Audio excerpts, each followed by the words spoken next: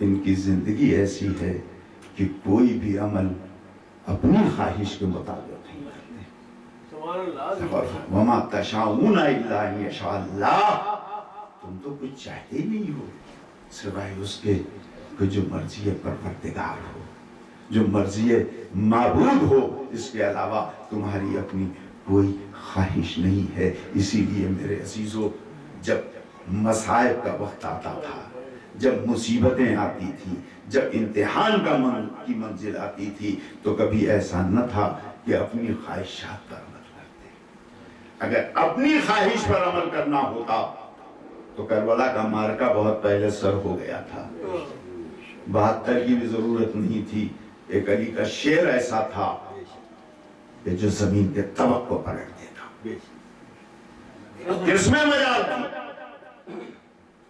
جو نگاہوں کے اشارے پر لشکر کو روک دے، اس کی تلوار کے سامنے لشکر کیا روک سکتا تھا؟ اور فرمایا لیکن منزل امتحان تھی، اور جب منزل امتحان ہے تو جو رضائے الہی ہو اس پر عمل ہوگا. اگر اللہ یہ چاہتا ہے کہ دین کے حفاظت کے لیے ہم اپنے بھرے گھر کو قربان کر دیں تو سب قربان ہو جائیں گے، کچھ نہ بچا کے رکھیں گے. جو بھی ہے وہ اللہ کی راہ میں قربان کریں گے. کیسی کیسی قربانی دی ہے اللہ کے پاس، ذرا دیکھیں تو آپ. اصحاب ایسے کہ جیسے اصحاب کسی کو ملے ہی نہیں. میرے عزیزو، یہ شب عاشور ہے، میں اس پڑھ رہا ہوں آپ کے سامنے. یہی شب عاشور تھی کہ جب خیمے میں حسین نے سب کو جمع کیا، اور جمع کرنے کے بعد خطبہ ارشاد فرمایا، آنے والے حالات سے آگاہ کیا کہ کل کون سا دن آنے والا ہے، اور کہا تمہیں آزاد کر دیا، بیعت تمہاری گردنوں سے اٹھا لیا، چلے جاؤ. جب نہیں کوئی گیا تو چونکہ خیمے میں چراغ چل رہا تھا، روشنی تھی، جلتے ہوئے چراغ کو گل کر دیا، بجھا دیا کہ ہو سکتا ہے روشنی میں تم نہ جانا پسند کرو، میرا چہرہ دیکھ رہے ہو، تاریکی میں چلے جاؤ. اکیلے نہ جانا چاہو تو جس کے ساتھ چاہو چلے جاؤ. آپ جانتے ہیں کیا جواب ملا ہے؟ ہو کیا صاحب نے کہا، مسلمین نے، اور سجا نے کہا، زہرقین نے کہا، اصحاب نے مل کے اس بات کو کہا، فرزند رسول ہم آپ کو چھوڑ کے جانے کے لیے نہیں آئے ہیں، ہم آئے ہیں آپ پر اپنی جان قربان کرنے کے لیے، ہم آپ کی نصرت کے لیے آئے ہیں. فرزند رسول ہم آپ کو چھوڑ کے چلے جائیں تو کل محشر میں ہم رسالت میں آپ کو کیا منہ دکھائیں گے؟ ہم آپ پر اپنی جان قربان کرنے کے لیے آئے ہیں. میرے عزیزوں، نیاموں کو توڑ کر پھینک دیا، تلوار نکال دی، اور جب حسین نے یہ منظر دیکھا تو جانتے ہیں کیا ارشاد فرمایا؟ خدا کی قسم جیسے اصحاب مجھے ملے. کہاں سے لفظ لاؤں کو آپ کہ آپ کی خدمت میں معصوم کے ان لفظوں کو تشریح بیان کر سکوں. یہ ملحوظ خاطر رہے کہ یہ حسین ابن علی فرما رہے ہیں، یہ وقت کا معصوم کہہ رہا ہے، یہ وقت کا امام کہہ رہا ہے. خدا کی قسم جیسے اصحاب مجھے ملے ایسے اصحاب نہ میرے نانا کو ملے، نہ میرے بابا کو ملے، نہ میرے بھائی کو ملے. اور کیا ایسے اصحاب ملے، ایسے اصحاب ملے کہ جب یہ جو دن گزر گیا ہے 9 محرم کا، دوپہر کے بعد جب عمر سعد نے حملے کا حکم دے دیا تو تیر چلنے لگے، نیزے برسنے لگے. چونکہ اچانک حملہ کر دیا گیا تھا لہذا اصحاب حسین باہم گفتگو کرنے لگے کہ اگر اسی طرح سے تیر آنے لگے اسی طرح سے نیزے آنے لگے تو بچے بھی زخمی ہو جائیں گے، خیمے تک پہنچ جائیں گے نیزے. تو کہا کیا کرنا چاہیے؟ کہا اپنی اپنی سواریوں پر سوار ہو جاؤ.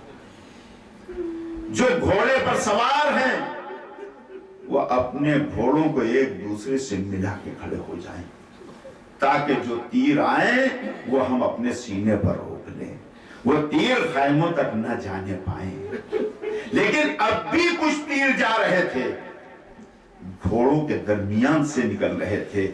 تو جو پیدل تھے، پیادہ تھے، وہ اپنے گھٹنوں کو زمین پر توڑ کر بیٹھ گئے کہ آنے والا تیر ہمارے سینوں پر آئے. میرے عزیزوں بتاؤ ایسے چاہنے والے تاریخ میں کس کو ملے تھے جیسے چاہنے والے تاریخ میں حسین کو ملے ہیں. میرے عزیزوں مجھے جناب علی اصغر کے مسائل بیان کرنا ہے، لیکن یہ شب عاشور ہے، کچھ اس کا بھی تقاضا ہے کہ میں آپ کی خدمت میں عرض کرتا چلوں کہ یہ شب عاشور جب زمین کربلا پہ آئی تو کیسی شب تھی. یہ آخری شب ہے زندگی کی اصحاب حسین کی. اس صبح کو جب سورج نمودار ہوگا تو پیغام شہادت لے کے آئے گا، اور جیسے جیسے آفتاب طلوع ہوتا چلا جائے گا ویسے ویسے عرصہ حیات تنگ ہوتا چلا جائے گا. میرے عزیزوں جب موت معلوم ہو کے سامنے کھڑی ہے، آ رہی ہے، تو مزاجی کیفیت بدل جاتی ہے انسان کی، اضطراب بڑھ جاتا ہے، بے چینی بڑھ جاتی ہے. میں آپ سے پوچھنا چاہتا ہوں کہ حسین نے جب انجام کار سے اپنے اصحاب کو باخبر کر دیا تھا تو یہ خبر صرف باوفا اصحاب تک نہ تھی بلکہ ان خواتین تک بھی پہنچی تھی جو اصحاب کے ساتھ آئی تھی، جو حسین کے ساتھ آئی تھی. ہے یا نہیں؟ لیکن مجھے تاریخ میں کہیں نہیں ملا کہ اس بات کو سننے کے بعد کہ کل کا دن پیغام شہادت لے کے آ رہا ہے، سر تن سے جدا ہو جائیں گے. نہ تو مائیں اپنے بچوں کے لیے پریشان ہوئی، نہ بیویاں اپنے شوہروں کے لیے پریشان ہوئی ہیں. میرے عزیزوں اب ہر ایک کے دل میں یہ تمنا تھی کہ ہمارے پاس جو کچھ ہے اسے حسین کے قدموں پر نثار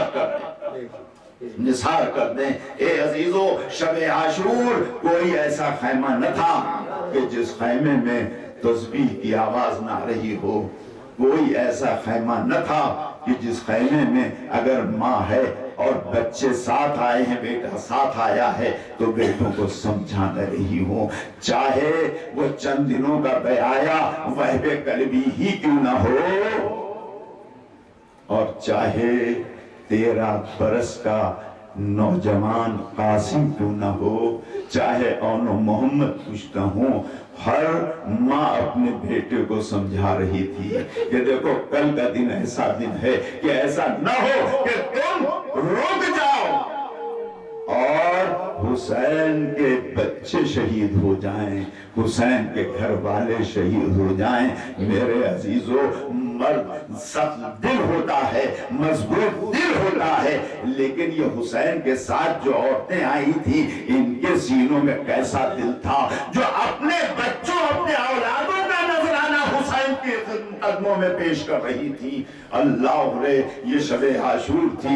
ایک خیمہ ایسا بھی ہے کہ جس میں ایک ماں اپنے کڑیل جوان کو اپنے پاس بٹھائے ہوئے سر زانوں پر رکھے ہوئے سمجھا رہی ہے میرے لال علی اکبر کل کا دن وہ ہوگا، کل کا دن وہ ہوگا جب بھابھی ام فروا اپنے لال کو پیش کر دیں گی، کل کا دن وہ ہوگا جب بہن زینب اپنے دونوں لالوں کو پیش کر دیں گی، کل کا دن وہ ہوگا کہ جب یہ اصحاب کی ازواج اپنے بچوں کو آقا کی خدمت میں نصرت کے لیے پیش کر دیں گی. اے بیٹا میرے پاس تو تم ہی ہو، تمہارے علاوہ کون ہے؟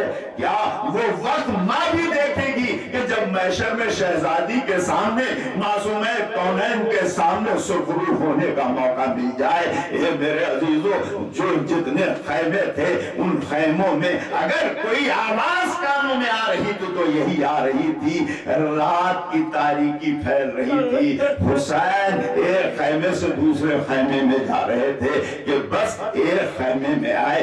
یہ خیمہ کسی اور کا نہ تھا، یہ خیمہ بہن ام کلثوم کا خیمہ تھا۔ بہن بیٹھی ہوئی ہیں، آنکھوں میں آنسو بھرے ہوئے ہیں۔ ایک بار بھائی نے دیکھا، پوچھا کیا بات ہے، کیوں آنکھوں سے آنسو بہ رہے ہیں؟ کہا بھیا میرے کانوں میں آواز آ رہی ہے کہ ہر بیوی اپنے بچے کو سمجھا رہی ہے، کل کے لیے تیار کر رہی ہے کہ آپ کے قدموں پر جان نثار کر دے۔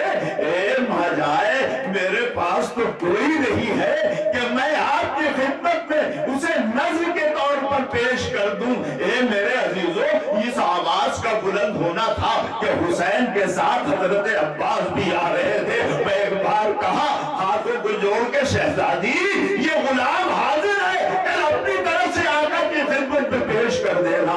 اجرکم اللہ۔ عجیب رات تھی میرے عزیزو، عجیب رات تھی۔ یہ شاشن زمین کربلا پر شب عاشور آپ حسین کا ماتم کرنے کے لیے بیٹھے ہیں، آپ کربلا والوں پر رونے کے لیے بیٹھے ہیں۔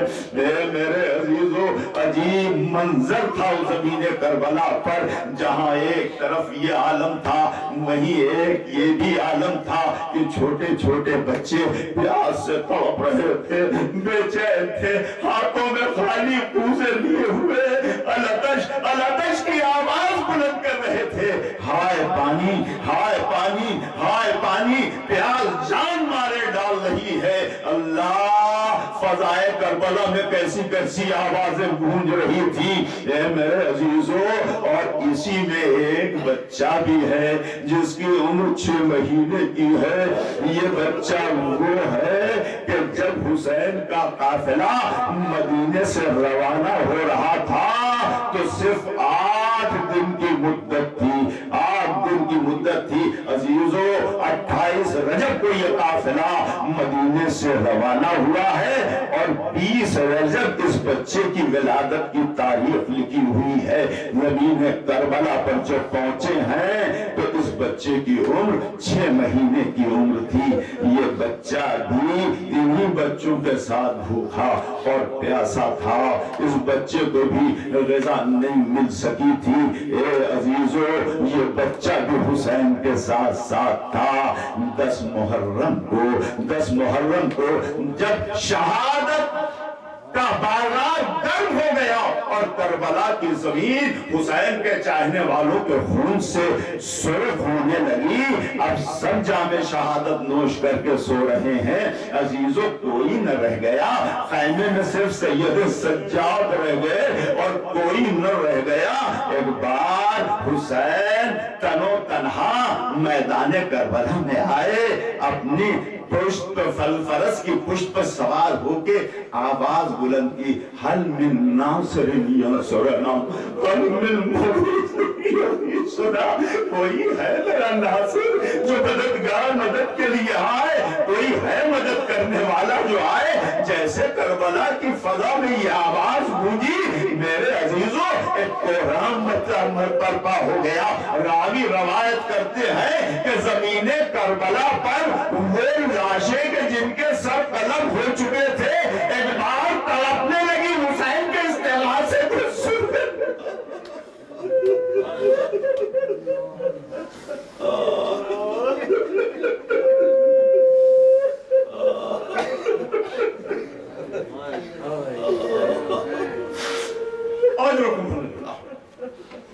لاشیں زمین کربلا پر تڑپنے لگی آواز استغاثہ سن کے۔ خیمے میں کوہرام برپا ہو گیا، بیویاں رونے لگی، رونے کی آواز حسین کے کانوں میں آئی۔ رہوار کا رخ موڑا، خیمے کی طرف آئے، در خیمہ پر آ کے آواز دی، بہن زینب یہ رونے کا سبب کیا؟ ابھی حسین زندہ ہے۔ بھائی کی جب آواز سنی تو آئی در خیمہ پر، کہا بھیا جیسے آپ نے آواز استغاثہ بلند کیا ویسے ہی علی اصغر نے اپنے کو جھولے سے گرا دیا۔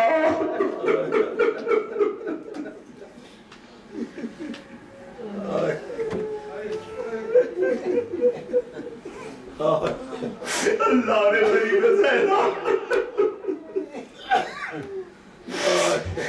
بھیا علی اصغر نے اپنے کو جھولے سے گرا دیا۔ کہا میں سمجھ گیا بہن لاؤ، میں سیراب کرا کے لاتا ہوں اپنے بچے کو، پانی پلا کے لاتا ہوں اپنے بچے کو۔ رباب بچے کو دے دو، بھائی آیا۔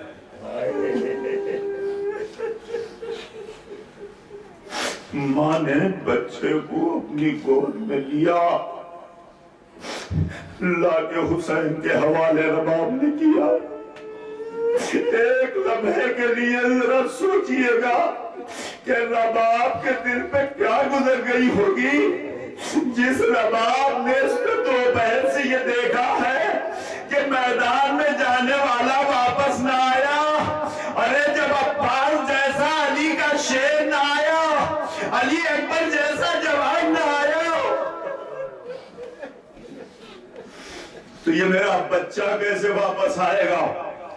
حکم امام تھا۔ ماں نے نہ جانے کس دل سے بچے کو باپ کے حوالے کیا۔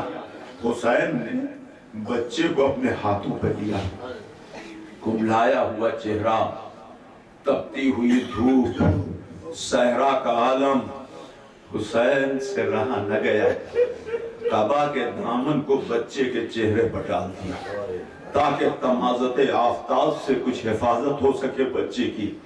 لے کے چلے، ایک بلندی پر حسین آئے، سامنے دشمن کھڑے ہوئے تھے، لوگوں نے سمجھا کہ حسین قرآن لے کے آ رہے ہیں۔ بس ایک بار حسین نے ابا کا دامن کملائے ہوئے چہرے سے 6 مہینے کے بچے کا ہٹایا۔ لوگوں نے دیکھا کہ یہ تو حسین ہاتھ میں بچے کو لے کے آئے ہوئے ہیں۔ ایک بار حسین نے بچے کو بلند کیا، پشت فرس پر بیٹھے بیٹھے اور فرمانے لگے، اے دشمنان دین، اے دشمنان دین، تم نے پانی بند کر دیا ہے، یہ بچہ بھی 3 دن کا پیاسا اور بھوکا ہے، اگر ہو سکے تو اسے پانی پلا دو، اسے پانی لا کے دے دو۔ جب حسین کا سوال پورا نہ ہوا، ایک بار حسین نے دیکھا، کہا کہ تم یہ سمجھتے ہو کہ تم پانی لا کے دو گے میں پی لوں گا، تو میں اس بچے کو اس جلتی ہوئی ریت پر لٹا دیتا ہوں، اس بچے کو اس جلتی ہوئی ریت پر لٹا دیتا ہوں، آؤ اس بچے کے منہ میں پانی ڈال دو۔ اے ارباب ازاں، اے علی اصغر کے ماتم دارو، اے رباب کو پرسہ دینے والو، پانی جب نہ ملا تو ایک بار تپتی ہوئی ریت سے بچے کو حسین نے اپنے ہاتھوں پر بلند کیا اور بچے کو دیکھ کے فرماتے ہیں، بیٹا باپ نے تمہیں اپنی حجت تمام کر دی ہے، تم بھی اپنی حجت تمام کر دو، اپنی پیاس کا اظہار کر دو۔ یہ سننا تھا کہ ایک بار سوکھی ہوئی زبان کو بچے نے اپنے ہونٹوں پر پھیرنا شروع کیا۔ میں ارباب ازاں، یہ پھیرنا تھا کہ ایک بار پسرے صاحب نے آواز دی، ہرملا ہرملا تو کدھر ہے؟ ہرملا آیا، کہا یکتا کلام الحسین، ارے حسین کے کلام کو قطع قطع کر دے۔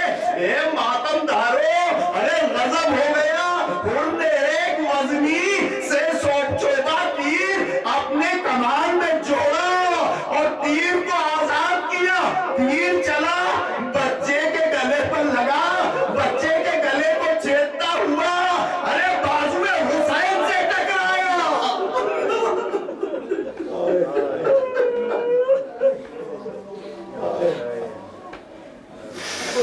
بازو حسین سے ٹکرایا۔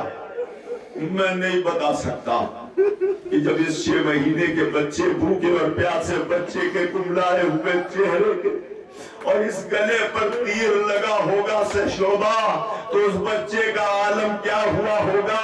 مجھے روایت میں ملا یہ کہ جو تیر ہرملا نے پھینکا تھا وہ تیر بچے کے وزن سے زیادہ وزنی تھا۔ میرے عزیزوں، جب اتنا وزنی تیر بچے کے گلے پر لگ کے بعد ہوئے حسین تک آیا تو مجھے نہ مل سکا کہ حسین نے اس تیر کو جدا کیسے کیا۔ ارے بس تیر نکالا، تیر کا نکالنا تھا کہ گلوئے علی اصغر سے خون بہنے لگا۔ ارے مجبور باپ نے ایک بار ہاتھوں پہ لیا، چاہا آسمان کی طرف دیکھے، آواز آئی مولا یہ خون ناحق اگر ادھر آیا تو قیامت تک پانی نہ برسے گا، چاہا زمین کی طرف پھینکے، زمین سے آواز آئی آقا یہ مظلوم کا خون ہے ادھر نہ پھینکیے گا۔ اے ارباب عزا ایک بار چہرے پہ ملا اور یہ کہنے لگے کہ اسی طرح سے محشر میں رسول خدا کے سامنے جاؤں گا۔ اللہ، بچے نے دم توڑ دیا باپ کے ہاتھوں پر، باپ نے رکھے چلا۔